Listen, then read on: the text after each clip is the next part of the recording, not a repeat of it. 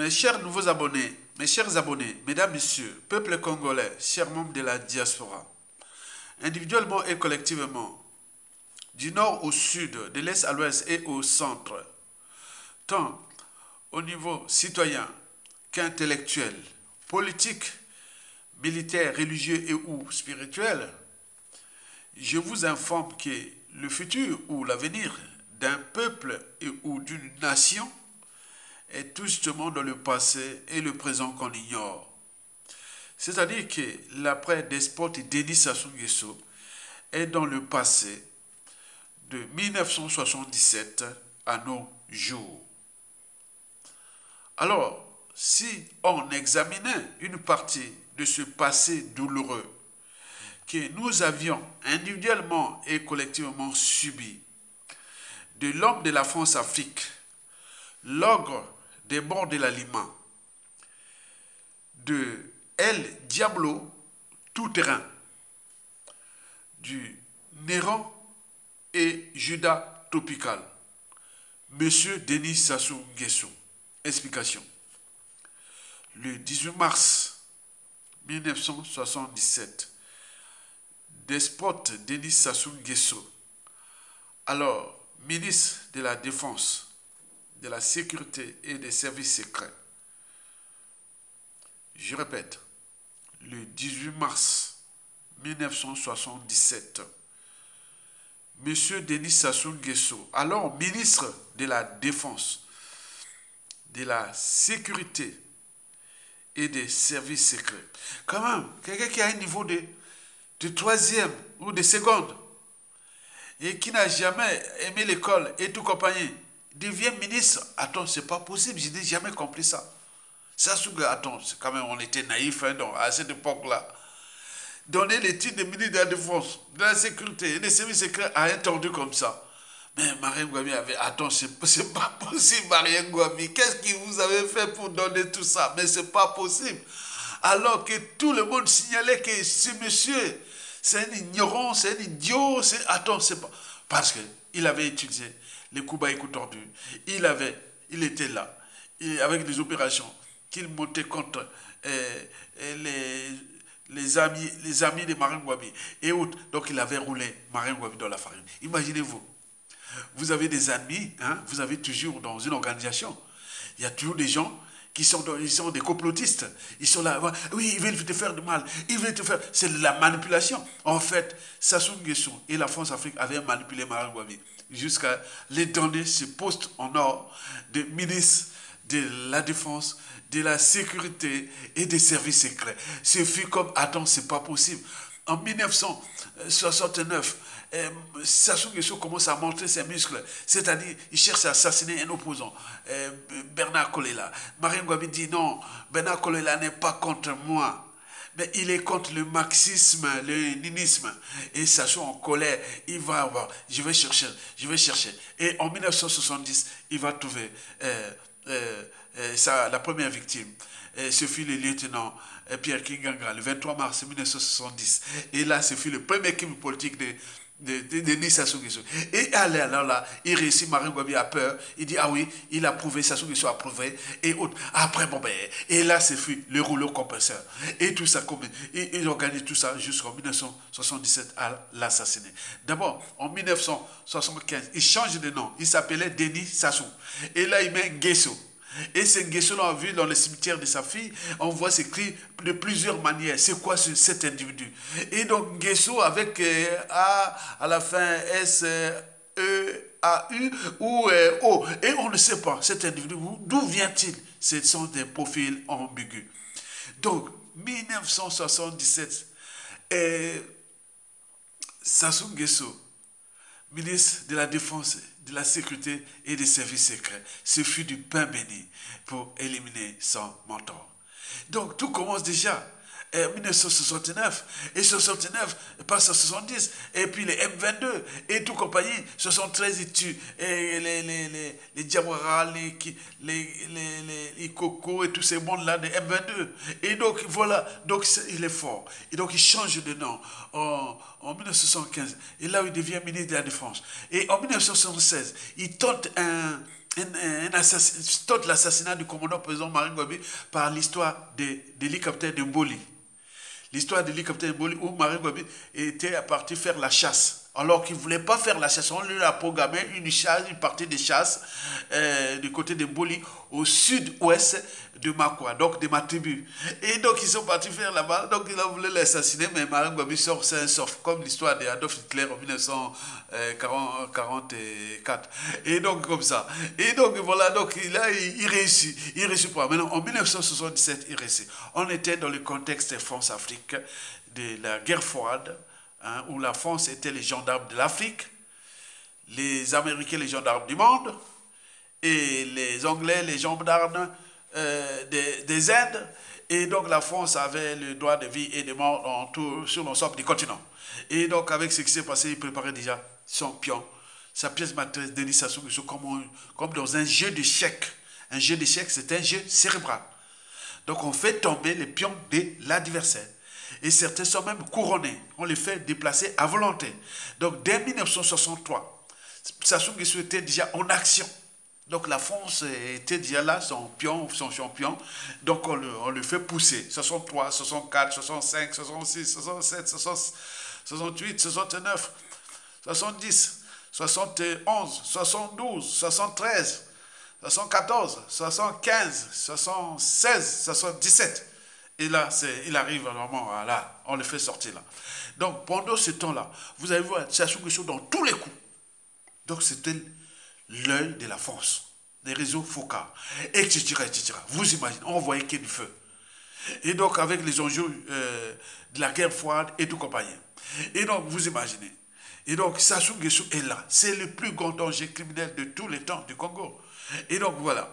Donc, examinons d'abord une partie de ce passé douloureux que nous avions individuellement et collectivement subi de l'homme de la France-Afrique. L'ogre des bords de la Lima. Parce qu'il a laissé sur les routes du Congo, dans le fleuve Congo, dans les rivières, les villages, dans les villes, et partout, qu'il y ait des cadavres de tout âge et de toutes catégories socio-professionnelles. C'est pour cela qu'on l'appelle l'ogre des bords de la Lima. La Lima, c'est le quatrième plus grand affluent du fleuve Congo, côté rive droite. Et bon, on l'appelle aussi El Diablo tout-terrain. C'est le diable tout-terrain. Du nord au sud, de l'est à l'ouest du front Gichel. Et vous l'appelez les neurones tropicales. Les neurones tropicales, pourquoi? Parce que ça, c'est les individus que là, on ne rencontre qu'une fois tous les 2000 ans. Dans une nation et ou société donnée. Ils seront toujours au service de l'injustice, l'oppression, la barbarie, les crimes, les hautes trahisons et tout compagnie. On voit bien ce que ça produit. C'est les Judas. Ça, c'est les Judas. C'est comme le cas de Blaise comparé à son ami, qu'on appelle Isidore Thomas Sankara. La suite, on la connaît. Ça, ce fut pareil. D'ailleurs, peut-être Isidore, comment on appelle, Blaise Compaoré, s'en est inspiré de Denis Sassou Nguesso. C'est pourquoi ils étaient amis. Parce qu'en 1977, Sassou Nguesso tue son mentor, celui qui a tout donné. Il a roulé Marine Gwabi dans la farine. Marine Gwabi, c'était un cerveau. Un officier saint-syrien. D'ailleurs, les premiers officiers saint-syriens du Congo. Il avait son bac plus 4, bac plus 5. Il avait obtenu son bac plus 5 en sciences, hein, en physique, option énergie solaire. Il voulait laisser le pouvoir se consacrer qu'à la science. Après 8 ans de pouvoir, c'est-à-dire de 1968 ou 69 à 1977, il voulait maintenant se consacrer à la science et laisser ce pouvoir-là à son prédécesseur, Alphonse Massamba Deba. Il dit, bon ben écoutez, bon ben, il va réunir Alphonse Massamba Deba, et aussi le cardinal Amy Biaïda, que voilà, bon ben, j'ai passé là, bon, ça marche pas, bon ben, écoutez, bon ben, bon, je vous laisse le pouvoir, et vous allez réformer le pays, et voilà, donc, il était populaire auprès de la jeunesse, Marine Gwabi. D'ailleurs, après, Youlou et Massamba Deba, ce sont les trois présidents qui ont relevé les défis de l'éducation, de l'enseignement supérieur et de la recherche. Et depuis, on est dans les ténèbres. On est sorti de tous les classements africains. C'était Marine Gwabi, Youlou, Massamba Deba. Mais lui voulait remettre le pouvoir là. Donc ils vont comploter avec la France-Afrique parce qu'il y avait des enjeux de la France-Afrique, le problème du pétrole. Sassou Nguesso, Marine Gouabi ne voulait pas que la France exploite ce pétrole. Parce qu'on n'avait pas d'ingénieurs, on ne comprenait pas le marché, on va vers là, là. Maintenant là, non, c'est pas possible.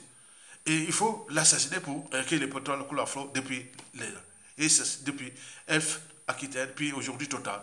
Et le pétrole est pillé depuis, et les Congolais ne voient que du feu. Ils n'ont jamais bénéficié de ce pétrole, qui fait du Congo le quatrième pays producteur de pétrole du continent. Vous imaginez combien de milliards, de milliards, de milliards de tonnes de barils de pétrole et d'argent volatilisés sans que les Congolais... voilà, vous imaginez. Donc ce fut un bon pion, Denis Sassou Nguesso. Donc voilà le contexte de l'assassinat du commandant Marine Gouabi. Parce que là, le contexte était de la guerre froide, les géopolitiques. Et comme je vous ai dit, la France des gendarmes de l'Afrique, après le premier et deuxième, on était dans le deuxième ordre mondial. Le premier ordre mondial, c'est fut le partage de l'Afrique dans la conférence de Berlin. À la conférence de Berlin de 1884-1885, ça a duré jusqu'à la fin de la deuxième guerre mondiale. Et de la deuxième guerre mondiale, on passe au deuxième ordre mondial, qui était là, de la partage de l'Afrique, et de contrôle de l'Afrique par la France. On bon, toi, tu occupes de la France, de l'Afrique, nous, on s'occupe du monde, et voilà. Donc la France était vraiment fort, elle faisait ça, donc elle pouvait tuer et autres. On a dit que la France Afrique, ou la France a tué près de 63 présidents africains. C'était dans le cadre de cet ordre mondial, du deuxième ordre mondial. Maintenant, depuis la fin du mur de Berlin en 1989, donc là, jusqu'au 2024 aujourd'hui, nous sommes dans le troisième ordre mondial qui est à la fin. Parce qu'il y a des rapports de force qui se décident entre l'Occident et le Sud global.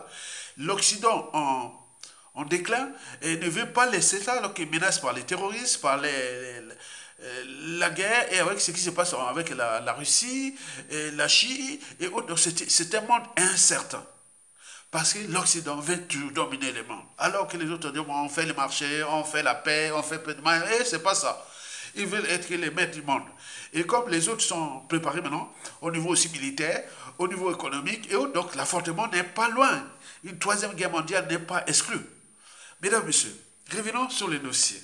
Avant de penser aux enjeux géostratégiques et globaux qui se dessinent d'un monde incertain, puisque l'Occident ne veut pas perdre la face. Donc il veut continuer à montrer ses muscles, mais les autres aussi se préparent et autres risquent d'affrontement et ça peut être un conflit nucléaire.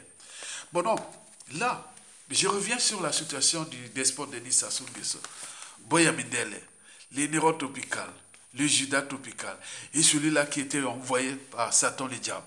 Soit disant, voilà, comme disent en Afrique, tout est mystérieux. On dit ce serait, voilà, donc vous imaginez. Bon, donc on va expliquer cette situation-là, après avoir mélangé un peu tout. Bon, voilà, on va aller suivre la chronique de ce qui s'est passé jusqu'à nos jours et des perspectives à venir. Le 18 mars 1977, Denis Sassou Nguesso, alors ministre de la Défense, de la Sécurité et des Services secrets, assassinait sans scrupule le commandant président Marine Gouabi le 18 mars 1977 au palais du peuple. Marine Gouabi avait alors 39 ans, après avoir passé 8 ans déjà au pouvoir. Donc il est arrivé au pouvoir à l'âge de 31 ans et il fut assassiné à l'âge de 39 ans.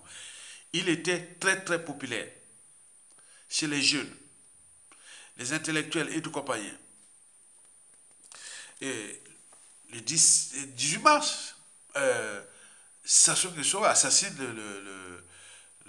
son mentor, quelque part. Et 2 jours après, on parle soit du 19 ou le 20. C'est entre le 19 et le 20. D'ailleurs, l'un des Congolais d'honneur, M. Hervé Zebeski, a bien expliqué l'histoire de cette affaire-là. Parce qu'il a écrit beaucoup de livres. Ce sont d'ailleurs les Français qui, à la chute de Sassou et autres, seront des citoyens d'honneur congolais. Parce que les gens qui retracent toute cette histoire-là, il a écrit beaucoup de livres. M. Hervé Zebeski. Salut, du côté des Alpes là-bas. Bon, ok. Donc, le 19 ou le 20 mars 1977, c'est-à-dire à peine 1 ou 2 jours après, Sassou Nguesso ordonnait l'assassinat du cardinal Émile Biayenda. Un cardinal, un curé. Il faisait partie des 3 curés d'Afrique qui avaient les grades de cardinal. Il y avait peut-être 2 ou 3. Dans le côté de 1977, il n'y avait pas beaucoup. Hein. Aujourd'hui, on n'en parle plus de plein de cardinaux partout en Afrique. Mais là, il y en avait peut-être 1 ou 2. Peut-être il était le seul. Il fut assassiné par Sassou Nguesso, hors de Sassou Nguesso. Et M. Hervé Zebeski, qui a bien détaillé la chronique de l'assassinat du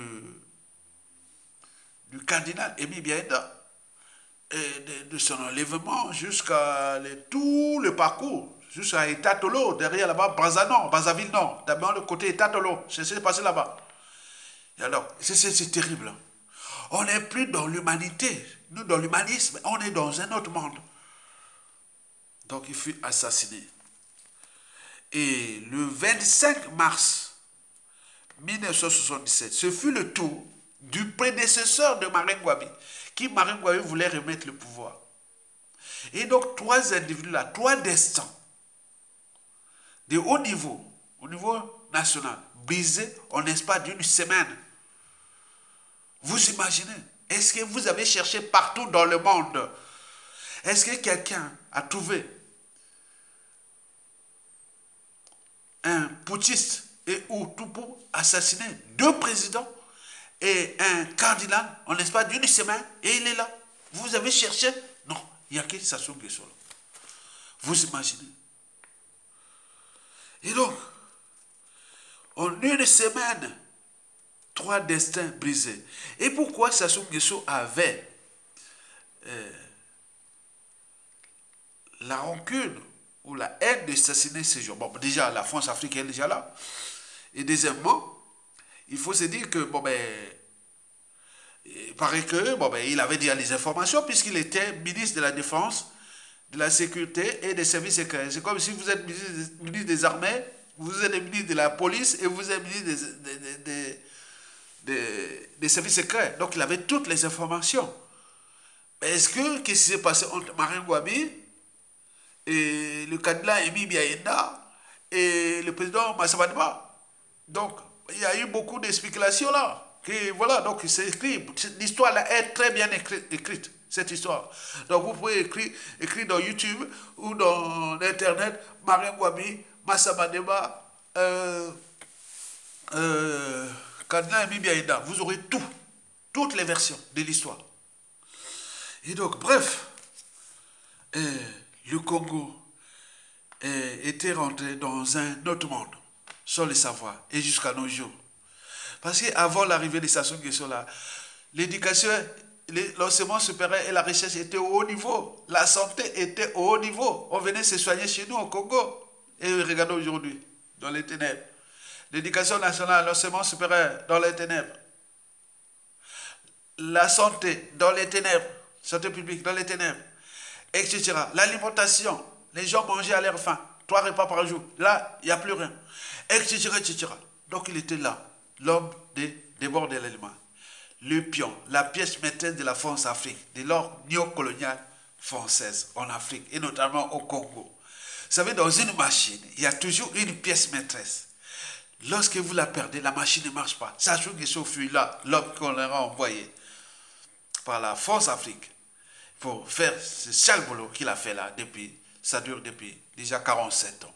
Mesdames et messieurs, chers membres de la diaspora, donc nous avions là quelque chose qui s'est passé de dramatique dans notre pays. Et depuis, Sassou n'a cessé de commettre des crimes.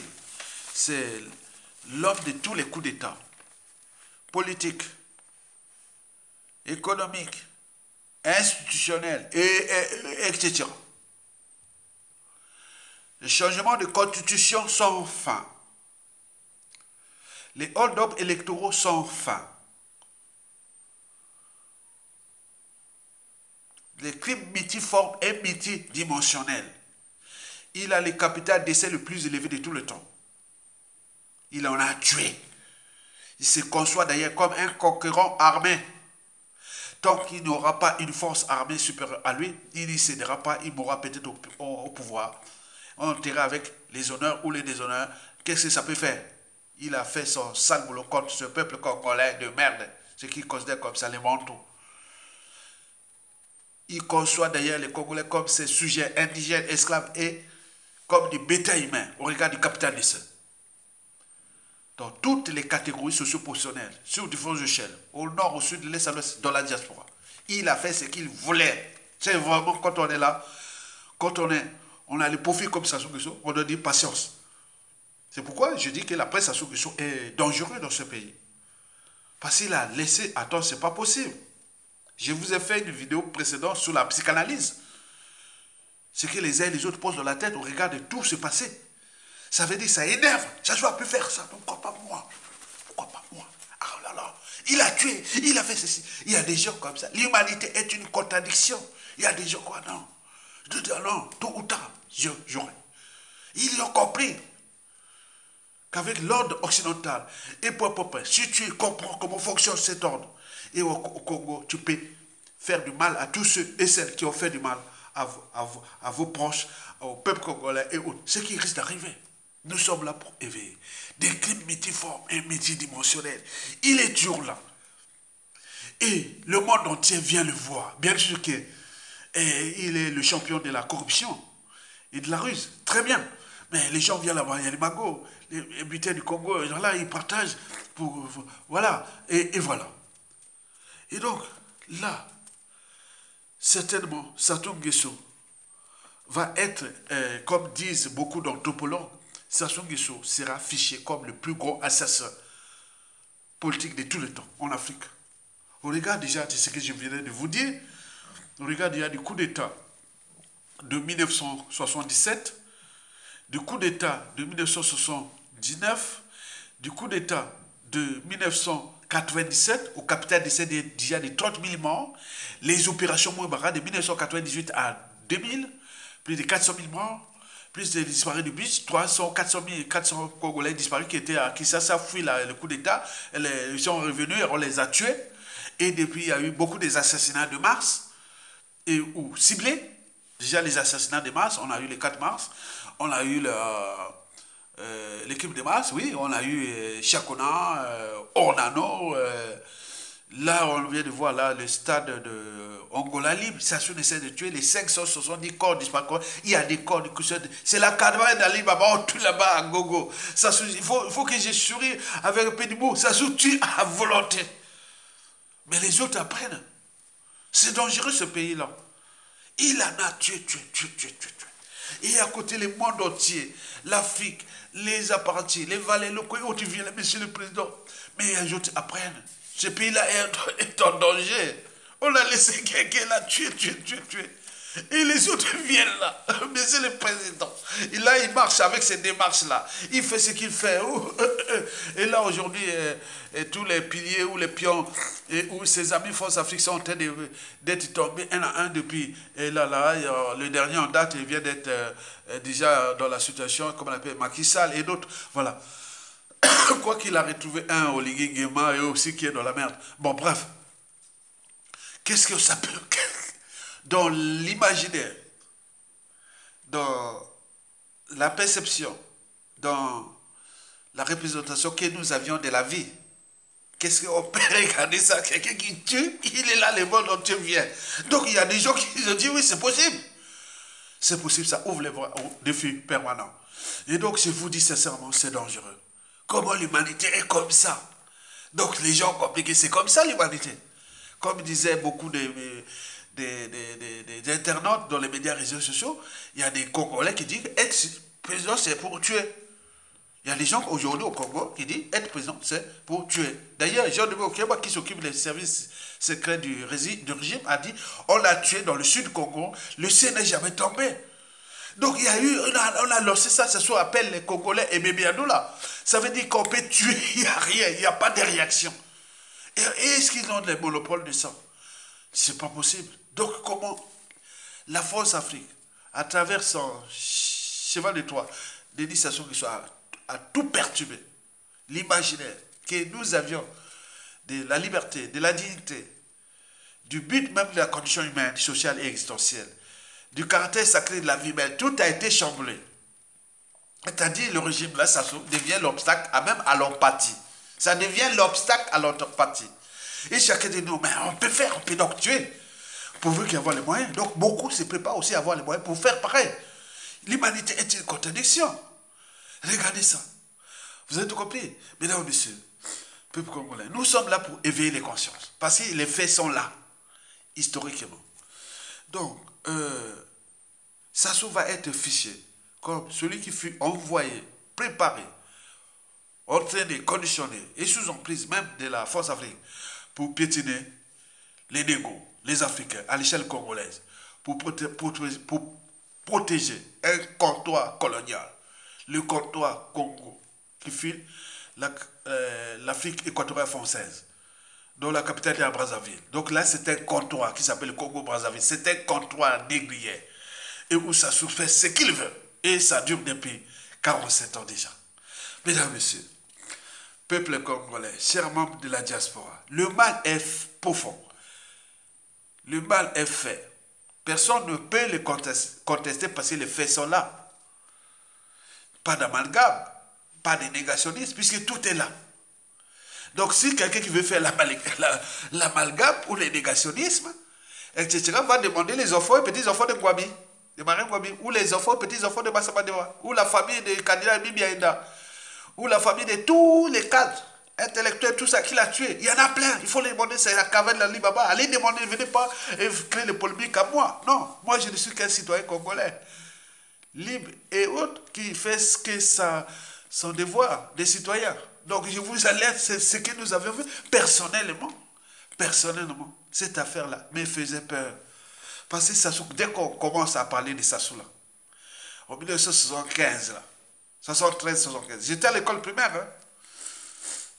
Après tout ce parcours-là, et j'avais encore Ngouabi, parce que Youlou, Massamadeba et Marie Ngouabi ont monté les niveaux d'éducation très haut. Et donc, lui, quand il arrive au pouvoir en 1979, il commence à faire fracasser. Il y avait encore les soldats, même Denis Sassou Nguesso 1, de 1979 à 1991. Il y avait encore le PCT, il y avait des intellectuels qui avaient reçu déjà l'éducation de Youlou, Massamadeba et Mangwabi, qui pouvaient encore contenir Sassou Nguesso pour que l'éducation nationale, les fondamentaux de l'État restent quand même intacts, malgré les crimes politiques. Donc, nous avions bénéficié de ça, mais on voyait que ça descendait. Puisque moi, quand j'ai enseigné au lycée, les classes scientifiques, de biologie, mais je voyais qu'il y avait on voyait que l'éducation, et donc voilà, et donc on est là en train de voir quelque chose qui est là, mais qui hante la conscience de tout le monde, des Congolais. Comment on a pu laisser faire tout ça? Et donc là, Sassou Nguesso, personne ne peut contester, personne ne peut jouer à l'amalgame. Comme les gens qui sortent comme ça, ils viennent m'insulter, ils viennent faire ça. L'insulte, c'est l'ignorance. Elle est la pire des souffrances. L'insulte, c'est l'animosité. Et vous n'avez pas les monopoles de la... Moi, je suis rodé à ça. Moi, il ne faut pas insulter. Il y a ton gars. Hein. Si un jour j'ai un pouvoir, si j'attraperai, c'était toi. Ah non, mon petit. Je suis comme Sassou. Hein. Je ferai comme pire quand c'est Sassou. Hein. Donc, il faut mesurer vos propos quand on vient contester ou créer des amalgames contre les gens qui luttent pour l'intérêt général. Et donc, il faut faire attention. Donc, personnellement, j'ai vu Sassou Nguesso. Oh mon Dieu. Et tout ce que j'ai raconté de sa fille et de ça, parce que c'était des histoires des années 80. Nous étions là. On nous disait la génération Sassou Nguesso. Mais non, ce n'était pas cette génération, mais on voyait que ça ne marchait pas. Il y avait quelque chose qui ne va pas. Les autres étaient, pour les certains, pour le complexe de fierté, il était beau, il était ceci. Oh, mais c'est quoi cette affaire, cette monsieur-là, qui se met tout son temps à décaper sa peau, à se faire beau et autres. Mais alors que les pays, le pétrole coule à flot, la dette augmente, les pays dans la merde et tout compagnie. Mais c'est quoi le bois est exploité de manière... Attends, j'ai vu les bois, le Congo là. Alors là, aujourd'hui là, depuis là, l'Ikwa là, on passe par la Songa. l'Alekomo, le Nyari. Oh là là, ils sont en train de tout piller là-bas. Oh là là. J'ai vu les dernières images, j'ai passé par là. Oh mon Dieu. Le pays est en train d'être pillé. Regardez sur la route nationale numéro 3. Vous allez voir. Oh là là. Oh mon Dieu. C'est pourquoi on exploite une colonie. Une colonie est faite pour être exploitée. Le pétrole ne nous appartient pas depuis la nuit des temps. On est le troisième ou quatrième pays producteur du pétrole. On ne connaît pas là où ça va. On est qu'avec le FMI, la dette et tout compagnie pour nous. On va nous laisser avec une dette odieuse déjà avec la Chine, déjà Jacques Bouya. Plus les dettes creuses, plus les dettes publiques et tout compagnie. Et là, c'est un acharnement. Ces gens-là sont comment? Et donc là, ils exploitent là-bas, je vous dis, les bois, les minéraux. Oh, je vous dis, c'est du pillage. Je vous ai dit, oh là là. C'est terrible, hein. Et donc, et là, il faut maintenant poser des questions d'intérêt général et intergénérationnel. Questions d'intérêt général et intergénérationnel. D'un point de vue extensionnel, est-ce que le despote Denis Sassou Nguesso, l'ogre de bord de la Lima, El Diablo tout-terrain, l'Inéron tropical, Moya Mindele, est-ce qu'il serait venu sur terre? Il serait envoyé par Satan, le diable, pour venir nous faire ce qu'il a fait. Il a fait ce qu'il voulait. Des femmes, des hommes politiques, des dissidents, opposants, du peuple, il a fait ce qu'il voulait. C'est-à-dire, si il est là, tu vas t'acharner contre un peuple, une nation, il a fait ce qu'il voulait. Si bien que nous, on se pose la même question que les Allemands posaient dès 1943, en 1944 et 1945. Est-ce que Adolf Hitler serait-il envoyé de Satan le diable pour détruire l'Allemagne? La suite, on le connaît. C'est la même question que les Allemands se posaient. Demandez aux Allemands, les historiens européens et allemands. Dès 1943, quand les bombes incendiaires anglo-américains incendiaient les villes allemandes et l'artillerie lourde soviétique fracassait l'est déjà de l'Allemagne, les Allemands s'impressionnaient. Est-ce que Adolf Hitler serait-il envoyé de Satan le diable pour punir l'Allemagne? Alors qu'en 1933 jusqu'à à peu près 1943, c'était la fête au village. Hein? Et là, après, quand ils ont vu ça, ils disent, ah tiens, il serait peut-être envoyé de Satan le diable pour... Est-ce que chez nous, c'est pas ça aussi? Et c'est ça, d'un point de vue métaphysique, dogmatique, et même spirituel et tout compagnie. Est-ce que Sassou ne serait pas l'envoyé de Satan, le diable, pour venir nous fracasser avec ce qu'il fait? C'est pas un pays qui méritait ça. On ne peut pas, c'est-à-dire, la presse Sassou Nguesso, les contentieux sont par-ci, par-là, tout. Donc, toutes les familles, du nord au sud, de l'est à l'ouest, et partout. Qu'est-ce qu'il y a? Qu'est-ce que c'est l'individu? Parce que dans toute organisation, qu'elle soit État, entreprise ou association, lorsqu'il y a un dysfonctionnement, c'est celui qui a la tête qui en est responsable. Le poisson pourrit toujours par la tête. Et donc, si vous mettez un El Diablo tout-terrain à la tête de votre pays, la suite est logique. C'est un criminel. La suite est logique, etc. Donc, d'un point de vue extensionnel, est-ce que nous aurions déjà programmé, on nous avait programmé ou prédisposé les Congolais à rencontrer Sassou Nguesso et celui-ci aurait été envoyé par Satan le diable pour faire ce qu'il a fait? Il faut ce sont des faits, ils sont là. On n'en peut plus cacher les faits. Tapez Sassou Nguesso de 1977 à nos jours, vous voyez qu'il y a des milliards de pages. Donc, sur Internet. Donc, dites là, question existentielle, de vie ou de la mort. Est-ce que Sassou serait venu là? Et donc, j'ai deux réponses à cette question, ou à la problématique existentielle. La première réponse, je dis que c'est accidentel. Parce que sans la France, à travers son cheval de Troie, la France-Afrique, Sassou ne sera pas là. Donc, les responsabilités sont diluées. Il y a la France-Afrique, il y a Denis Sassou Nguesso, il y a tout l'ordre mondial, il y a l'Occident et tout compagnie qui ont mis là. Donc ça, les philosophes, les anthropologues, les politiciens, les juristes doivent travailler là. Le dossier accidentel. C'est-à-dire, cette situation est accidentelle. Comme nous avions subi l'esclavage, la colonisation, aujourd'hui la France-Afrique, on voit sur l'ensemble du continent. Et ils se battent là pour que la France-Afrique dégage. Pour que peut-être nous serons enfin libres, dignes et heureux chez nous. Sans que la France-Afrique là, il placera toujours des comptes-maîtres, des gens qui sont là pour ça. Sassou, c'était un compte-maître. Et qui a fait son boulot contre nos peuples congolais pour l'Union coloniale France-Afrique. Ce pays est exploité pour le compte là. Donc il faut dire la vérité. Donc d'un point de vue existentiel, la réponse, la première réponse sur deux, c'est que le côté accidentel, que le pouvoir de Sassou Nguesso n'est pas une loi naturelle, même si les partisans peuvent dire Sassou jusqu'à... Non, toute dictature a durée de vie limitée. Tout à un départ internus, Sassou va tomber, doit tomber. Ça, c'est sûr et certain. Mais le problème, ce n'est pas qu'il va tomber, mais c'est l'après qui est dangereux au regard des contentieux historiques, de dérèglements politiques et militaires dans le Nord et dans la Kivette, des prisonniers politiques au Dion Commissariat et Mokoko, et de leur sort, et le petit couloir de la mort, et beaucoup de gens, la contradiction humaine, les contentieux historiques dans le Sud, qu'il a massacré, tué dans le Sud, et le côté anti-France africaine. Donc il y a beaucoup de soucis là. Donc Sassou sera envoyé là pour là. Mais il est là.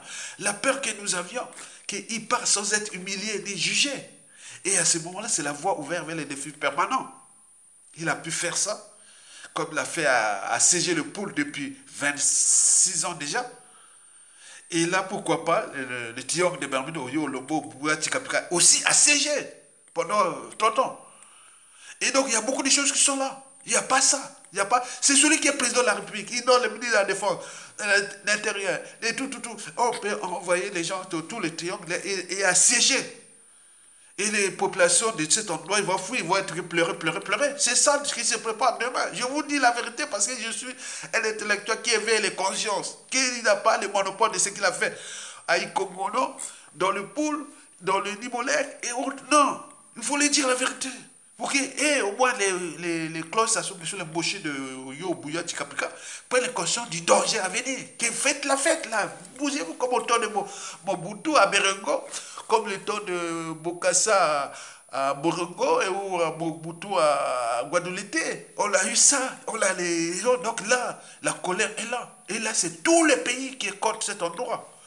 Donc continuez à jouer avec ça. Et voilà. Donc, le pouvoir de Sassou est accidentel. C'est un pion.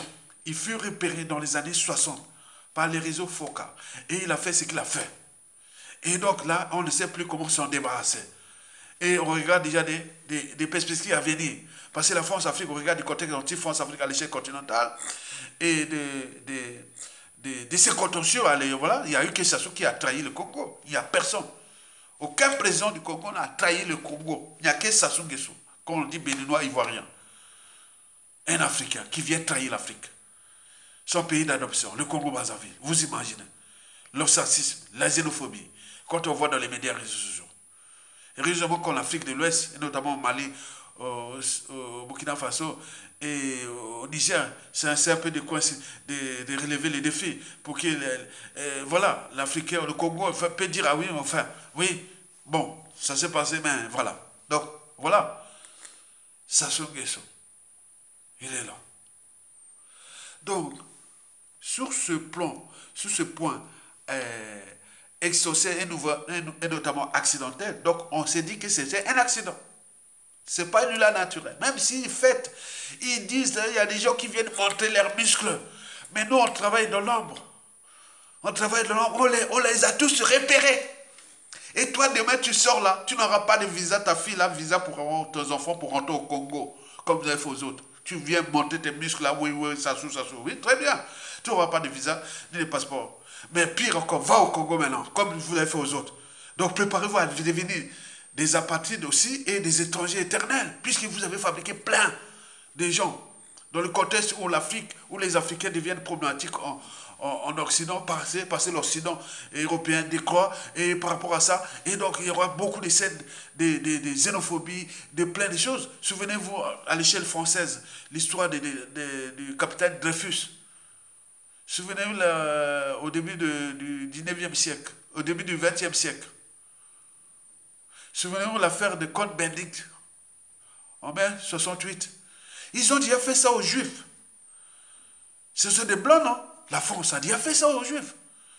Ce sont des Blancs. Ils ont fait ça aux Espagnols, aux Portugais, tout compagnie, et aux Arabes. Mais nous, les Noirs, qu'est-ce qu'on vaut? C'est pas parce qu'il y a les dom-toms, parce qu'il y a la force d'Afrique. Non, on va nous considérer pareil. Donc il faut penser à préparer l'Afrique pour que vous soyez libre chez vous là-bas, au lieu de venir chercher ici autre. Non, c'est pas ça. Préparez à libérer l'Afrique. Et que vous passez là, voilà, vous allez comploter contre vos pays, vous vous réfugiez ici, et vous êtes là dans les petits appartements ou dans les pavillons que vous avez achetés avec l'argent volé de l'Afrique, du Congo et autres. Vous croyez que ça va aller plus loin? Non, certainement pas. Vous êtes la honte. Vous sortez là dans la rue, et vous, comme si vous alliez au monopole d'être Occident. C'est pas parce que vous êtes dans les pavillons, les villas et autres. Nous avions aussi des enfants, des familles, tous qui sont dans les pavillons et villas. C'est pas ça. La condition humaine ici, elle est presque égale. Mais plus nous avons la valeur ajoutée, parce qu'on peut répondre le pouvoir au pays. Donc c'est ça qu'on doit éveiller les consciences africaines, congolaises ici. Battez-vous, en laïquant, en partageant la vidéo, en soutenant la résistance, parce que nous sommes des vrais. Et on a subi ça. Donc, le pouvoir de Sassou est accidentel. La deuxième raison pour les problématiques dialectiques, c'est anthropologique. Est-ce que vous avez observé ou remarqué et autres qu'un noir va utiliser les blancs pour faire ce que les blancs ont utilisé Sassou Nguesso pour faire du mal chez nous? Pourquoi n'arrive que chez nous, entre noirs? Les autres, nous, attends, c'est pas possible. L'esclavage est commencé par l'esclavage arabe. Après là, c'est l'esclavage des blancs. Et nous sommes là, attends, il y a un problème. Nous sommes trop humains. Sortons de beaucoup d'humanité. Nous sommes trop humains. L'humanité, c'est nous. Et il y a un mélange d'humanité et aussi d'animalité. Donc, si, il faut mélanger ça pour sauver l'Afrique. Le courage, c'est on appelle ça le courage. De dire, ah oui, mais Sassou a fait ça. Quelqu'un qui est un jeune aujourd'hui de 20, 30 ans, 40 ans, et qui vient dans les médias réseaux sociaux insulter Aya Tonga, mais lancer les fatwas et autres, mais tu as perdu ta vie. Hein. Tu es fini. Hein. Moi, avant 30 ans, j'enseignais au lycée. Donc voilà. Donc toi, tu fais quoi? Et continue à lutter pour le pays, et tu es là, tu viens là. Insulter, tu ne connais pas que toi, tu as peut-être l'âge de mes enfants. Et tout, attends, tu te fous de mes frères, cousins, sœurs, attends, tu quoi toi? Donc tu as un problème. Nous sommes des citoyens dignes et libres. Donc on donne la liberté on a la liberté de penser, la liberté de conscience, et etc. Vous cherchez quoi? Donc d'un point de vue existentiel, Sassou serait-il envoyé de Satan le diable pour faire du mal? Donc je vais donner deux réponses. Chacun doit réfléchir sur ces deux réponses. C'est-à-dire la problématique accidentelle, parce que si sans la force Afrique, ça se dérapera. Voilà. Et deux, c'est notre anthropologie, parce qu'on a laissé faire notre part d'humanité au niveau du courage, pour qu'on laisse faire. Voilà. Donc, le temps est venu de trouver les gens, comme ça s'est passé en Allemagne pendant la Seconde Guerre mondiale. Il y a eu l'attentat contre ça. Il y a eu beaucoup de gens, des actions directes, aussi en Occident. Oui, il faut dire non. Un être de passage sur terre, il est venu à faire ce qu'il veut, et vous allez, après ça, sous partie, vous allez, non, trouvons quelque chose pour l'humilier copieusement. Et même ses proches et tout compagnie, de manière qu'on montre, pour créer de la jurisprudence, que ça ne va plus se répéter. Et donc, ça doit faire ça. Tout le monde doit avoir à l'esprit qu'on doit aller là pour nous, pour la dignité, la liberté, la dignité de notre pays. Vous voyez, à la fin de la Deuxième Guerre mondiale, pourquoi les Français avaient rasé les têtes des femmes qui avaient collaboré et même assassiné 9000 pourriez vendu, collaborer et purée 120 000. Parce qu'il faut, pour régénérer une nation, il faut piner. On ne va pas rester comme ça. Que voilà, comme en 1991-92, lavement des mains et autres, voilà comment on a produit Sassou Nguesso. Si on avait déjà mis en détenu dès ce mois, on n'aurait pas ça. Et il y en a encore là. Donc comprenez ça. Donc d'un point de vue existentiel, et vous devez réfléchir par rapport à la problématique Adolf Hitler et Sassou, et de ces deux raisons précitées, c'est-à-dire la raison accidentelle, sans la France Afrique, Sassou ne serait pas là. Mais il faut savoir que sans notre anthropologie, la France Afrique n'aurait pas produit Sassou Nguesso. Parce que ça ne passe nulle part ailleurs. Ni chez les Chinois, ni chez les Asiatiques, ni chez les Arabes, on a fait ça. Non. Pourquoi que chez nous? Donc il faut reposer ces questions. Pour terminer, j'espère que le 47e anniversaire des assassinats du commandant président Marlin Ngouabi, paix à son âme, du cardinal Émile Biaïnda, paix à son âme, et du président Massama Deba, paix à son âme, et bon, devait quand même beaucoup nous interroger au regard de ce passé et de la situation et des perspectives et de l'avenir. Donc il faut poser la question, comment un seul individu, il a tué tout ça, il est là. On est au continent, voilà, il y a un problème, non? Soyons un peu humain, quoi. Ça soit là, il a tué tout ça. Et il est là. Et il va mourir, il a 84 ou 85 ans. Il risque de partir mourir même en terre avec les honneurs, puisque ce cimetière à Oyo là-bas est le cimetière le plus propre au monde, le plus cher du monde. 2 millions de dollars l'entretien de ce cimetière, de sa famille.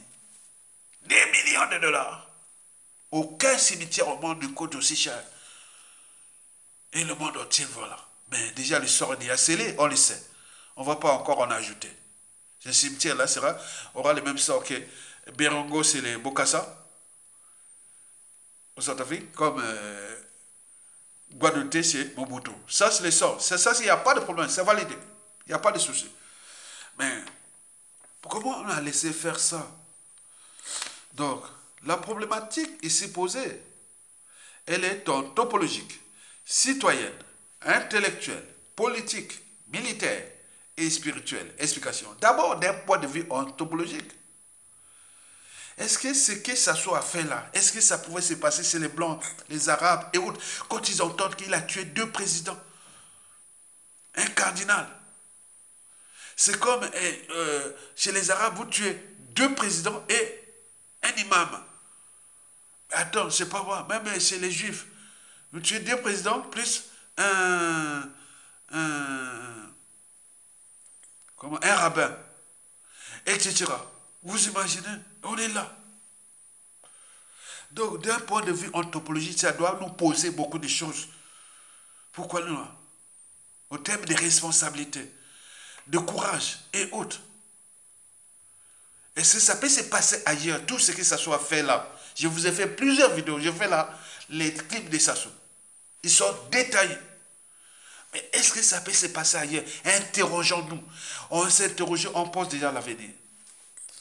D'un point de vue citoyen, c'est vraiment notre souci. La citoyenneté par appartenance. Alors qu'on devait être là, la situation, quand on est Congolais, on est Congolais. Quand on n'aura pas le pouvoir, à la prestation, vous partagez le pouvoir entre Nord, Sud, Est, Ouest. C'est les gens qui seront ministres, députés, présidents de l'Assemblée nationale, donc il n'y a pas besoin de ça. Vous êtes pour servir la nation. Le peuple, pourquoi vous continuez toujours à parler Nord, Sud au niveau de la citoyenneté? Or, les Nord, Sud, Est, Ouest, ou la tribu devait être là pour fédérer chaque membre de la tribu pour contre le régime. C'est ce que je fais. Je sais un peu de faire pour la géopolitique nordiste, puisqu'on nous a laissé ça. Les Nord et les Sud, on n'en parle que de ça. Et donc, c'est les réalités qui sont là, politiques et culturelles et géopolitiques aujourd'hui. Peut-être que ça va disparaître dans l'espace et le temps. Mais pour l'instant, elle est là. Donc, moi, j'essaie un peu de fédérer dans le Nord, dans la Kivette et à Makwa, pour se dire que voilà, au regard de ce que ce monsieur-là nous a roulé dans la farine, depuis le coup d'État déjà, il en a assassiné beaucoup de nordistes. Et de la Kivette, moi, j'ai chopé des procès. 2 nordistes et de la Kivette ont chopé des procès. Moi et le colonel bienvenu Mabilomono, ici en France. Et il a fui, il a pris en France, il est à l'Angleterre. Et nous, en France, ici, on est traqués. Vous voyez comment on sert ça sur question. Donc, vous voyez ça? Donc, vous allez parler encore des Nord, des services à question pour les Nord. Pourquoi? Regardez vos 10 fils du Nord et de la Kivette, ils sont traqués, ils sont de là, en prison et autres. Et vous êtes là militaire, vous servez ça. Pourquoi? Pourquoi? Est-ce que vous êtes aussi esclave et indigène dans la tête? L'esclavage mental, c'est dans la tête. Vous avez les moyens de descendre ça qui se dit non, stop, c'est fini, c'est fini. On voit le peuple, on voit la nation, on répond une nation nouvelle, parce que c'est lui le problème. Et vous êtes là en train de nous regarder comme des moutons. C'est quoi ça? Et on est en train de perdre aussi des cas du Nord, de la Kivette et autres qui sont en train de partir à cause d'un individu. Vous imaginez les contentieux qui va nous laisser avec le Sud Et s'il n'y avait pas ces individus comme Ayatonga et autres qui s'est un peu défédérés pour les besoins historiques, qui tôt ou tard, s'il y a un tordu aussi au sud, qui viendrait dire, ah oui, quand même, au nord, il y avait des Ayatonga, qui, le régime était de la cuvette, il a lutté, même si on a cherché à plusieurs fois à l'assassiner. Je vous dis qu'on a cherché à m'assassiner. Sauf qu'on m'a dit Ndokibele est là. Si tu vois un sorcier, il faut crier. Et c'est pour cela que depuis 2015, je essaie de crier, crier, crier. Sinon, je serais déjà assassiné. Je serais directement comme les autres. Donc, on suivait les gens là comme on suivait les laits sur le feu. Et vous l'avez parlé du Nord, du Nord, du Nord, du Nord, quoi? Attends, c'est pas possible. Vous parlez du Nord de quoi? Mokoko en prison. Le 19 mars 2024, il va fêter ses 77 ans en prison. Il a 77 ans. Le général Mokoko, il aura 77 ans le 19 mars. Ce sera mardi. Dans 8 ans bientôt en prison pour être présenté à Sassou Nguesso. Vous imaginez que les autres dans la tête, ils avaient les monopoles de ça. Je vous dis ça. Oh mon Dieu. Vous ne comprenez pas, c'est nos signaux d'alerte. Et donc, du point de vue de la citoyenneté, vous devez s'affranchir de la citoyenneté par appartenance.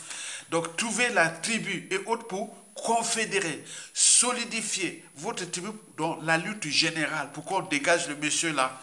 Et après, on verra. Ça peut être la décentralisation, ça peut être l'implosion du pays, tout ce qui vient... excusez-moi, ce qui viendra du pays après, tant pis. Il n'y a pas de problème. Si on veut se diviser comme au Soudan du Nord, au Soudan du Sud, pourquoi pas? On est dans un bassin qui est riche du monde. Le bassin du Congo. Personne ne sait pas dans les déserts. Non. Même au désert, il y a beaucoup de minéraux là-bas. Hein. Et les pays du Sahel, vont être les pays les plus avancés d'Afrique. Hein. C'est partout. L'Afrique est riche. Donc si on veut se séparer entre Bantou, qu'est-ce que ça peut faire?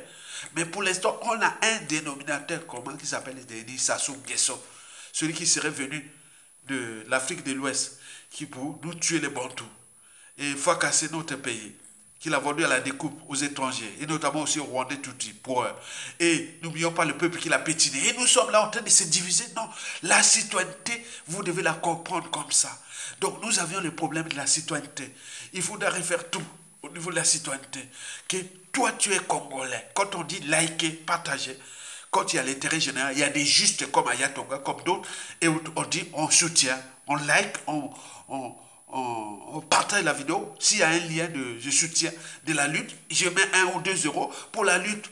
C'est comme ça, tu auras dit oui. J'ai fait une contribution parce que ce monsieur qui parle là est en danger. Quand vous voyez ce qui se passe à Kémy Seba, qui s'est passé au professeur Fonken Yamsi, on en parle, mais nous, on n'en a pas parlé, on n'a pas cette couverture mondiale et autres pour faire ça. On parle à l'université de notre pays, mais nous on a subi, maintenant on l'alerte, on a dit qu'ils nous ont voulu faire ça. Et d'autres, ils sont en 4 minutes, vous savez que les chiens qui aboient ne mordent pas. Donc nous sommes les intellectuels parce qu'on alerte. Mais les chiens qui mordent, c'est les chiens qui n'aboient pas. Il y a des gens qui sont au creux de leur lit, ils sont là au nord, au sud, à l'est, à l'ouest, dans la diaspora, et partout. Au moment qu'ils s'assument, ils vont tomber. J'en ai eu plein de rencontres comme ça. J'ai dit, le jour où ça se tombe là, je rentre au pays. Je ne vais pas expliquer beaucoup de choses comme ça. Il dit que si je rentre au pays, je vais devenir un assassin. Parce que moi, je vais d'abord régler mes comptes. Je vais tuer ces gens-là. Et d'autres, non, je vais faire ça. Il y en a plein. Donc faites attention, ceux qui ne boivent pas. Nous qui alertons, vous ne soutenez pas, vous ne laissez pas, vous voulez que détruire. Mais d'autres vont venir dire, oui, mais pourquoi vous parlez sur le média? Mais attends, combien il y a de sites internet sénégalais? Combien de pages YouTube sénégalais? Il y en a des milliers, ils sont informés. Combien il y a de Camerounais? Combien il y a de... Mais non, les quelques pages YouTube et autres, vous venez dire, mais pourquoi vous... Mais c'est quoi cette anthropologie qui est toujours que on est toujours contre ceux qui sont là pour vous éveiller les consciences, pour l'intérêt général. Et jusqu'à combien de temps encore? C'est pourquoi quand je vois ces gens-là, je mets dans une autre liste pour qu'on les surveille au moment venu de la chute. C'est des gens qu'on va rendre justice là où il y a injustice. Parce que ce ne sont pas des gens récupérables. Donc nous, on fait pour l'intérêt général. La citoyenneté, c'est ça. 2010, c'était quoi? Nord-Sud, Nord-Sud, Nord-Sud. Moi, dans la diaspora ici. Mais ce n'est pas possible. Moi, depuis 2010, tout du Sud qui sont dans les médias et réseaux sociaux et dans les manifestations ont vu apparaître Ayatonga, les Malika, les Guy Mafiba à partir de 2016, les Donc, il y a, ça équilibre. C'est pas que les nordistes sont complices du régime de Sassou Nguesso. Donc, nous, on a lutté. Ils savaient que, oh oui, Aya, vous les nordistes là, vous les nordistes. Attends, il y a d'autres qui venaient. Aya a enseigné au pays. Aya a dirigé l'UGC à la faculté des sciences. Il était avec les nord, les sud. Aya était toujours. Mais dans l'ignorance, c'est tout. Oh oui, il vient là. Bon. Comment dans un pays comme ça, la citoyenneté, c'est quoi? Donc, il y a les dangers. Donc, c'est un combat permanent. Les combats est permanent, les combats de l'information, les combats de l'éducation, les combats de là. Donc, on ne fabrique pas des citoyens comme ça. C'est un processus, c'est un cheminement, c'est ce que je fais. Beaucoup quand ils disent, je passe parfois en France ici, beaucoup de sudistes. S'il y avait une élection présidentielle, devant Sassou, devant Sassou Nguesso, j'aurais dit 90% de votants dans le sud. Donc, vous imaginez. Donc, c'est un travail de longue haleine. Ne venez pas monter vos statuts sociaux autres. Le peuple n'a rien à voir de ça. Le peuple peut avoir des gens qui sont actifs, combatifs, solidaires et autres comme de la lutte. Vos statuts autres, on laisse à côté. Parce que le combat est rude et passionnant. Rude parce que le despote est encore là. Et le but de la condition humaine, sociale et existentielle, ils sont en train de dégrader. On est en train de devenir des rats, des cafards et autres. Il est encore là, parce qu'il est encore là. Le combat là devient passionnant parce qu'on éveille les consciences. On éveille ça parce qu'il y a une diversité des contextes historiques et des règlements de comptes à venir et des situations à venir. Donc il faut comprendre ça. Donc vous avez tout compris. Donc d'un point de vue citoyen, vous devez repenser à la citoyenneté pour les juristes, pour les politologues, les sociologues, les philosophes et autres de la résistance doivent monter des vidéos pour expliquer qu'est-ce que c'est la citoyenneté. Pas du point de vue théorique, mais pratique. Que je suis là dans une manifestation, c'est une forme de citoyenneté parce que j'ai le droit et devoir de contester ce régime.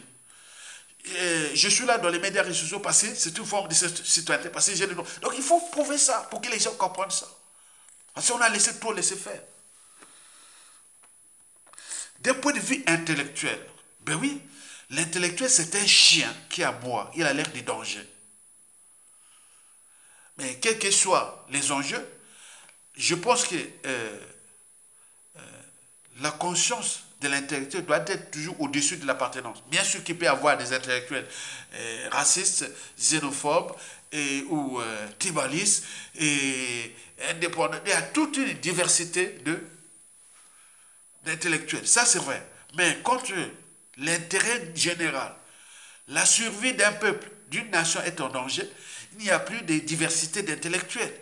On n'est que les intellectuels du citoyen pour libérer le pays. Donc, j'en appelle aussi aux intellectuels de continuer à nourrir ce débat. On l'a vu dans les chaînes des médias, réseaux sociaux. Et donc, c'est ça, c'est très important. Donc, il faut que nous continuions à alimenter les débats, à nourrir le débat. D'un point de vue politique, intellectuel, citoyen, scientifique, médical, sociologique, psychanalytique et tout ce que les Congolais peuvent, psychiatrique même, tout ce que les Congolais peuvent avoir comme notion ou information susceptible voilà, parce qu'avant chaque changement majeur, historiquement, depuis la Révolution française, en passant par la Révolution russe et les révolutions qui se passent en Afrique de l'Ouest, ce fut toujours la révolution des idées. Parce que lorsque les idées avancent, les peuples s'éveillent. La révolution intellectuelle, c'est la révolution des idées. Parce que le peuple, ça s'est nourri de la révolution intellectuelle. Parce que regardez, observez vous-même, partout il y a eu des changements majeurs. C'est toujours la révolution intellectuelle qui précède la révolte, qu'elle soit civile ou militaire, insurrection ou coup d'État militaire. Ça s'est toujours passé comme ça. Donc, vous devez nourrir le débat intellectuel au niveau juridique, au niveau constitutionnel, au niveau politique, etc. Pour que les Congolais soient... On ne vient pas pour raconter n'importe quoi. On vient pour nourrir les débats. Nous sommes dans la définition intellectuelle. Je ne fais pas de la science ici. Si je veux faire la science, les sciences de l'environnement, ou la géobiologie, c'est-à-dire tout ce qui est de la biologie, ou les végétaux, la nature, ou la géologie, je vous ai fait beaucoup de trucs sur les minéraux, les terrains et autres, mais ça passe à côté parce que ce n'est pas le dossier. Donc nous sommes, du point de vue déjà de culture générale. On prend la politique, le droit, la société, la culture, Voilà, donc pour qu'on ait le débat, pour que les Congolais s'éveillent, parce que l'ignorance est la pire des souffrances. Le savoir et la connaissance vous libèrent. Donc aucune lutte ne peut être active sans la culture intellectuelle ou la culture des idées. Il faut les idées. Donc ce que je fais, ma part de réflexion, comme d'autres Congolais aussi. Donc vous devez continuer ce débat-là, cette culture-là, même au-delà de la chute de Sassou Nguesso. Vous devez toujours nourrir les débats parce que nous avions encore le problème de la citoyenneté qui nuit gravement à la liberté, à la dignité, à la souveraineté de nous Congolais. Au regard de cette dictature qui ne cesse de perdurer, de durer, tout en déclassant, en forçant à l'exil, en prisonnant, en assassinant tout le monde dans ce pays. Jusqu'à combien de temps encore? D'un point de vue politique, bien entendu, nous, l'enjeu, c'est Denis Sassou Nguesso dégage. Il n'y a pas à chercher midi à 14h. Sassou Nguesso dégage. C'est les combats. Voilà. C'est ce qui va fédérer tout le monde. Parce qu'il n'y a pas de mobilisation profonde, ni de dépassement de soi, sans un rêve commun, des lendemains à construire et de futurs à édifier. Donc, d'un point de vue politique, je ne fais pas la politique comme je faisais à l'UGC ou quand je dirigeais les mouvements de jeunesse étudiantine à la faculté des sciences. Donc, c'est pas ça, ce n'est plus ça. Donc, d'un point de vue politique, c'est Sassou dégage. On écrit là, c'est le point commun. Sassou dégage. Quels que soient les moyens employés. Et puis, penser à la transition. Mais là, il va se poser des soucis. La souci déjà, comment Sassou va dégager? Est-ce que c'est un coup d'État France-Afrique? Est-ce que c'est un coup d'État voilà, tout ce qui va se passer. Donc tout ça, ça doit se questionner au regard déjà de la réalité qui est déjà là, avec ce qui s'est passé au Mali, au Burkina Faso, au Niger, et au Tchad et au Gabon. Et ce qui va se passer aussi au Sénégal. Ce sont là des outils d'aide à la décision politique en vue de la transition. Nous devons penser ça. Est-ce que nous voulons vivre ce que les Gabonais vivent dans l'Iguingema ou du Kaka au Tchad? Et où ce qui s'est passé déjà au Burkina Faso, au départ, Blaise Compaoré viré, après arrive Kaboré, il a fait son petit jeu, après arrive Damiba, et jusqu'à trouver le meilleur. Est-ce que nous allons passer par un processus aussi comme ça? Au regard déjà des contentieux historiques, des dérèglements politiques et militaires dans le Nord et dans la Québec, au regard du contexte anti-France Afrique et de compagnie, le mal que la France a fait avec son cheval d'étoile, la France Afrique, depuis 1977 à nos jours. Et depuis, en particulier, depuis 1997 à nos jours. Donc il y a des tensions. La France sait qu'au Congo, on a fait du mal. Toute l'oligarchie politico-affairiste française sait qu'on a fait du mal au Congo. On a tué là-bas. On l'a laissé un. Comment régler ça? Au regard des contentieux historiques et des perspectives à devenir, que nous aurons des soucis avec la France Afrique, au regard des bouleversements géopolitiques, géostratégiques de la France Afrique, parce que si elle ne règle pas ce karma-là, nous aurons les karmas avec la France Afrique par rapport à ce qu'il a laissé faire depuis. Donc, du point de vue politique, il faut réfléchir. L'enjeu sera la transition. La transition, pourquoi faire? Je vous avais déjà dit que la transition, il y aura 5 piliers de la transition. D'abord, on nomme tous les instances de la transition et compagnie, avec la Constitution de 1992. Et après, il faut penser aux problématiques déjà des commissions vérité, réconciliation, réparation et tout compagnie. Les problématiques des biens mal acquis, les paradis fiscaux et de tout ça, pour remplir les caisses des gens. Et des dettes odieuses, des dettes creuses et tout compagnie. Il faudra penser les problèmes des institutions nouvelles. Comment faire une république fédérale où quel sera le rôle du président? Est-ce qu'on veut encore avoir des présidents au Congo? Et si le président va créer à titre symbolique, est-ce que comment répartir les pouvoirs, les compétences et tout? On a les outils, par nous-mêmes, on peut discuter ça pendant 4-5 ans ensemble. On n'a pas à se précipiter. Et puis, cinquièmement, les élections libres et transparentes sur différentes échelles, locales, régionales et nationales. Donc, les problématiques de biens mal acquis et compagnie, paradis fiscaux, dettes publiques, dettes creuses et tout compagnie. 2. Le problème de commissaire vérité et réconciliation. Et tout ça, réparation. Tous ces gens auront les postes de président. S'il n'y a pas de conférence nationale bis, tous ces gens vont faire des commissions, vont travailler, par exemple, celui qui va diriger les commissions. L'autre, c'est un poste de ministre. Il y a toute une administration pour ça. On met des gouvernements. Commission vérité, réconciliation et réparation, c'est comme ça, comme un ministre. Il y aura tous les postes pour travailler ça et mettre ça au gouvernement. Et les institutions nouvelles, on va repenser tout ensemble, donc on intègre toutes ces données. Et puis, les élections libres et transparentes par après. Et cinquièmement, il faut repenser, c'est que la dynamique qui est déjà lancée en Afrique, c'est-à-dire la sortie des 11 accords avec la France Afrique. La monnaie, c'est qui écrit là qui nous rend, voilà. Donc les Mali, les Burkina Faso et autres vont lancer les tempos, ça va arriver en Afrique centrale, chez nous. Donc il faut penser aussi à ça. C'est libéré pour que la France se dise, ah ouais, enfin, on peut maintenant être libre en Afrique et on est respecté comme on respecte les Anglais, les Portugais en Afrique. Parce qu'après la décolonisation, ils n'ont plus de bases militaires, des monnaies coloniales, et de tout ça là-bas. On n'a plus d'embrouille. Si la France fait du mal à nous en Afrique, parce qu'il y a ses intérêts là-bas, des intérêts néocoloniaux. Mais si on casse ces intérêts néocoloniaux, il n'y aura plus de ce souci.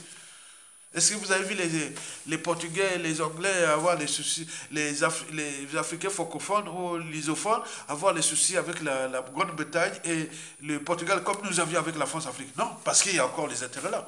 Donc c'est un processus sur l'ensemble du continent. Mesdames et messieurs, peuple congolais, d'un point de vue militaire, ben oui, mais là quand même il y a un problème. Depuis 2015, les armées, mais il y a un souci.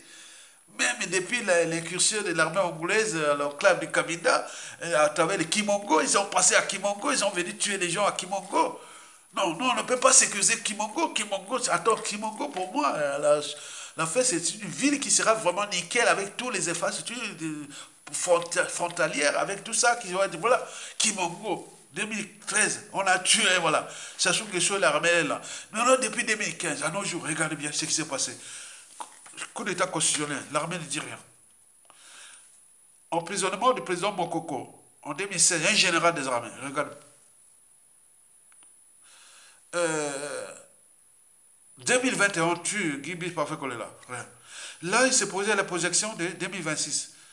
L'armée, rien. Il y a quoi? Parce que c'est une armée où tout le haut commandement, est aux mains d'un clan et autres. Et c'est la force avec qui dicte les tempos. Donc, tant que la France Afrique et les clans, ils ont peur. Donc, c'est ça. Mais il risque d'arriver qu'en bas, ailleurs, ce qui s'est passé, c'est pas là-bas. Votre commandement, haut commandement, nous, les militaires, on prend le contrôle, puisque la volonté générale est là. Et tous les militaires des autres tribus, du nord au sud, l'est à l'est, ils vont se fédérer et dégager Sassou Nguesso. Et réparer l'honneur des armées, puisque avec le général Mokoko, vous avez laissé en prison, tuer le colonel Albert Onyangue, et tout. Il y a un souci. Avec le dérèglement politique et militaire dans le nord de la Kivette, les clans là va penser encore quoi? Avec ce qui s'est passé là. Et comme ils sont nés.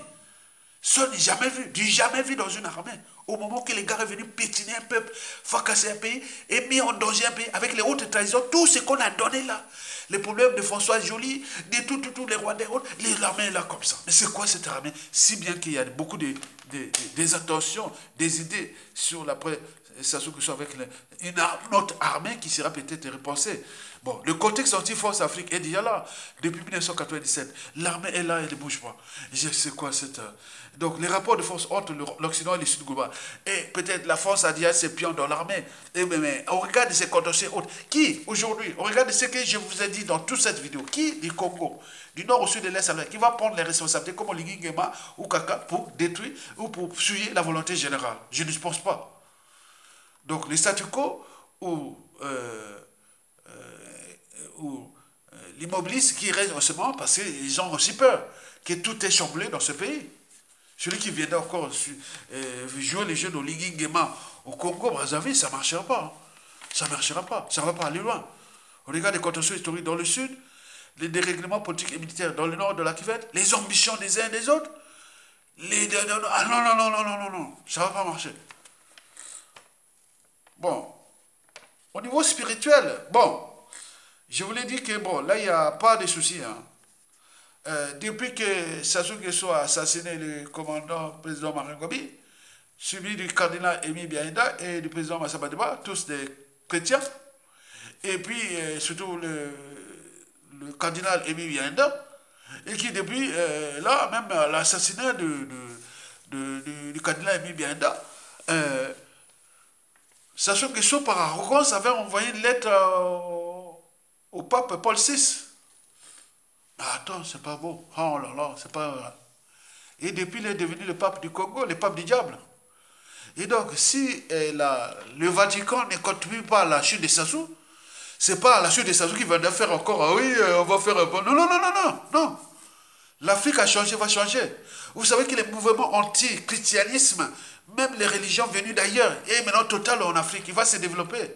Là, il y a eu un cas d'école, on a tué l'un des premiers cardinal africain. Et là, le Vatican, depuis, il voit ça sous haute. Non, attends, quand c'est flou, il y a un loup. Donc le Vatican, aujourd'hui, n'a pas de crédibilité au Congo. Il n'y a pas de crédibilité. Dans ce monde où les rapports de force entre l'Occident et le Sud global, à quoi sert encore la chrétienté au Congo et en Afrique? On regarde ce qui s'est passé. Vous avez fait Sassou Nguesso à tuer le cardinal Émile Biaïda sans scrupule. Et depuis là, il n'y a pas, ils ont lancé les appels de béatification du cardinal. Rien du tout. Ils ont fait ça, bien entendu, ce qui est encore bien. Parce que le pape, depuis là, le pape n'a jamais été au Congo. Mais qu'est-ce que ça peut faire? Mais ça soit été, c'est le pape, hein, Jean-Paul II, Benoît XVI, aujourd'hui François Ier, il va toujours là-bas. Donc qu'est-ce que ça peut faire? Donc nous aussi, au niveau des intellectuels, des anti-christianismes, de tout, des Africains, depuis, il dit, le christianisme, c'est aussi le problème. Regardez bien qu'on a tué quelqu'un qui gérait les rebelles, alors il est là. Si le Vatican ne prend pas les responsabilités de dégager Sassou Nguesso aujourd'hui, par tous ces moyens qu'il a, de finances, des réseaux, non, l'après Sassou Nguesso, au niveau du christianisme, c'est-à-dire les cathos, ça va être problématique. Il n'aura plus de marge de manœuvre. Regardez, on a tué vos gars là, on croyait que voilà. Attends, c'est pas possible, il est là. Il fait ce qu'il veut, il finance l'église catholique au Congo. Il fait tout, avec l'argent des Congolais. Mais c'est quoi ce bordel là? Donc nous sommes là des problématiques essentielles et spirituelles aussi. Donc il faut penser à ça. Parce que nous réfléchissons, nous ne sommes pas des animaux, nous Africains. Et quand on vient placer, quelqu'un vient tuer un curé, après on vient dire, bon c'était passé, on va... Non, ça ne passera pas comme ça. Mesdames et messieurs, peuple congolais, chers membres de la diaspora, pour terminer, tout est dit ici, ou presque. Pour chacun de nous de réfléchir. C'est là le devoir d'intellectuel. Il est là pour éveiller les consciences. Chacun a eu pour sa dose, pour sa réflexion, pour son cerveau, pour sa conscience. Donc chacun peut nourrir les débats en tenant compte de tout ce que je vous ai laissé comme un cours de citoyenneté, un cours d'anthropologie, un cours de politique, un cours de tout. Donc, vous devez, des géopolitiques, des géostratégies, et donc vous devez en tenir compte de ça. Que les rapports de force se dessinent entre l'Occident et le Sud global. Et que dans cette guerre-là, qui est active, qui va chambrer tout le continent, et le continent s'éveille, et que tout ce qui s'était passé, qu'on était venu nous piétiner comme ça, maintenant on s'éveille, et on a encore des pions qui sont là, des Sassou Nguesso. C'est à nous de prendre conscience de ça, et que du nord au sud, de l'est à l'ouest, au niveau militaire, politique et autres, regroupons-nous pour mettre Sassou Nguesso hors d'état de nuit, pour que nous rentrions dans une période de transition plus ou moins longue, qui peut être là pour réformer une nation nouvelle. En sachant que ce monde devient incertain. Et que l'Occident qui est en déclin cherche une guerre mondiale avec la Russie ou la Chine. Et les autres se sont préparés. Et donc voilà. Donc la France qui voit la Russie mettre les pieds, son garde à manger africain, donc il devient nerveux et attention, là va arriver quelque chose de nouveau. On ne sait jamais. Donc pensons demain, pensons aujourd'hui. Pensons la presse à solution, pensons à nos réflexions. Et chacun doit nourrir les débats, parce que je n'attends pas que la mort m'apporte un talent. Parce que l'être est, le non-être n'est pas. Il ne suffit pas d'avoir des bagages, mais il faut savoir où les déposer. Donc, je les dépose ici pour l'éternité, pour l'intérêt général, pour la survie de notre pays qui, depuis 47 ans déjà, a subi ce monsieur-là. Voilà l'ennemi des Noirs, c'est les Noirs lui-même. L'ennemi de l'Africain, c'est l'Africain lui-même. Parce qu'on regarde ce qui précède des individus comme ça qui nuisent gravement à l'évolution du continent noir. Donc c'est certaines mentalités noires ou africaines qui nuisent gravement à l'évolution du continent noir. Et pour combien de temps encore? Mesdames, Messieurs, peuple congolais, chers membres de la diaspora, nous subissons tous la dictature. Chacun dans toutes les familles, puisque dans un écosystème, quand il est perturbé, c'est tout ensemble. Donc l'écosystème, par exemple, là, il y a les proies, il y a les prédateurs, il y a des charognards, il y a des décomposeurs, il y a des producteurs primaires, secondaires, tout ça. Dans les écosystèmes, je vous fais des questions d'environnement ou des sols naturels. Non. Bon, donc, c'est pareil. Nous, c'est ça.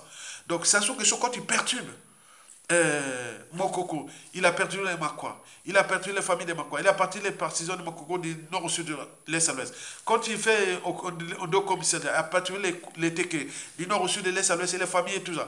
Quand il tue Gibi Fafekola, il a perturbé les Larry Congo et tout compagnie, les familles et tout compagnie. Donc multiplier ça à l'ensemble du pays et autres, c'est fait beaucoup. Donc nous sommes tous des victimes de ce régime. Et donc vous devez en tenir compte de ça. D'abord, pour nous, n'est pas de tisser la haine, les rancunes et autres. Non. Il y aura justice. Après. Ça, c'est sûr et certain. Il y aura aussi des vengeances. La vengeance, vous voyez, c'est un plat qui se mange froid. Il ne faut même pas chercher à expliquer parce qu'il y a une diversité de contentieux. Il ne faut pas chercher comme ça. Il y a la psychanalyse. On ne sait pas ce que les uns et les autres dans la tête. Comment Hitler avait pensé punir la France après, voilà. Comment Sassou avait pensé punir le Congolais, le Nord, le Sud, détruire les Bunji. Makwa, Wando qui était la lumière de la skivette, et aujourd'hui il y a Koyo. Comment on peut penser ça comme un autre Makwa ou Koyou ou Mboshi de Bonji qui pourra aussi punir les Mboshi de. Donc, combien de fois au nord, on était. Donc, on ne sait pas la psychanalyse. Donc, on ne peut pas faire là. Donc, venez pas, pour les uns qui sortent comme ça, si vous n'avez rien à faire, rentrez pas dans la chaîne là. Venez pas, non, non, non, vous êtes interdit. C'est une chaîne où le code où on fait la citoyenneté. L'intérêt général des Congolais. Si vous n'avez rien à faire, ne venez pas ici, menacer, insulter, autre. Parce que moi, je cherche toujours, je cherche à vous identifier. Et comme je n'ai identifié comme ça, au moment de la chute de Sassou, vous allez voir ça. Moi, je suis comme ça. Hein. Pourquoi quel autre droit tu venais? J'ai lu au moment qu'on a été détruit un pays autre. Ça s'est passé après des résistants, hein, partout. Quand ça arrive comme ça, on va voir pourquoi tu faisais ça, à ton âge.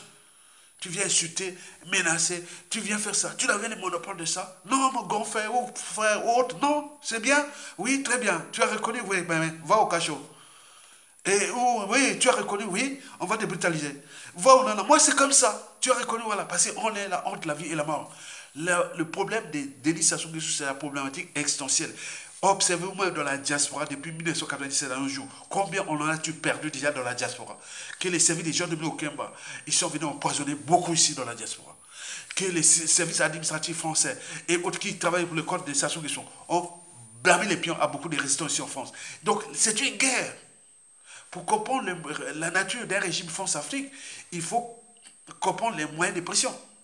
Et les moyens de pression ne sont pas seulement au Congo, ils sont aussi en France-Afrique, ils sont comme ça. Mais nous sommes là pour veiller. La France-Afrique dit, ah tiens, ça devient chaud. Donc ils commencent à lever quand même quelques. Voilà. Parce que c'est pas l'Afrique qui va perdre, c'est la France qui va perdre. Parce que là-bas, on a tout perdu. Mais on a les ressources, on a les capitales humains, les technologies sont disponibles partout et il y a beaucoup de perspectives. Donc c'est la France qui va perdre. Si elle ne prend pas conscience, donc sinon l'alerte, non, levez-les là, libérez les prisonniers politiques et laissez faire, comme le disait l'ancien patron de la DGSE français, dit on a tout perdu en Afrique, il faut commencer à zéro.